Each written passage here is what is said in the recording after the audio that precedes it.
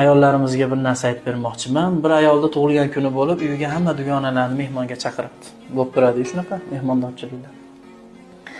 Tug'ilgan kuni bo'layotgan ayolda bir kichkina farzandi bor ekan. Hamma mehmon bo'lib o'tirsa, ba'zida kirib ona shirinlik yesam maylimi, falon olmani yegim kelyapti, dasturxondagi falon suvdan ozgina quyib bering derkan. Ona so'zsiz uni talabini bajarar ekan.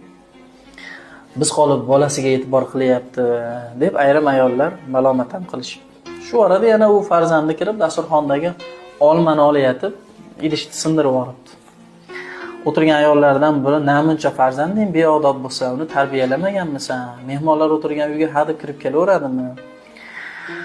Agar meni farzandim hozir mana shu narsani sindirib yuborganda yaxshilab kaltaklagan bo'lardim. Bozorda falon pul tursa bu narsa debdi. Shunda haligi ayol ajoyib javob aytgan ekan.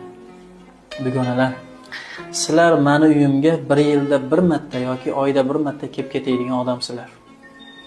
Ammo bu farzandim bilan men umrim oxirigacha birga yashayman. Sizlar o'zlaringni eplasizlar, sizlar kattasizlar. Ammo o'zini eplanmaydigan bolam shu narsani yegisi kelib turganini avvalo bilmasdan uni talabini qondirmagan ayb menda. Sizlar bilan o'ra bo'lib bolamga e'tibor berolmayapman. Va bola buni olib narsani olayotganda tushib ketsa sinib ketishini hali yaxshi bilmaydi. U 5 ga 6 ga kirayotgan bola. Va bu qimmat baholigini ham tushunmaydi. Va bolam katta bo'lgandan keyin bu sindirib yuborgan narsani menga 100 lab olib berishi mumkin, 100 talab. Bu narsalar faqat sizlar kelganda ishlaydi.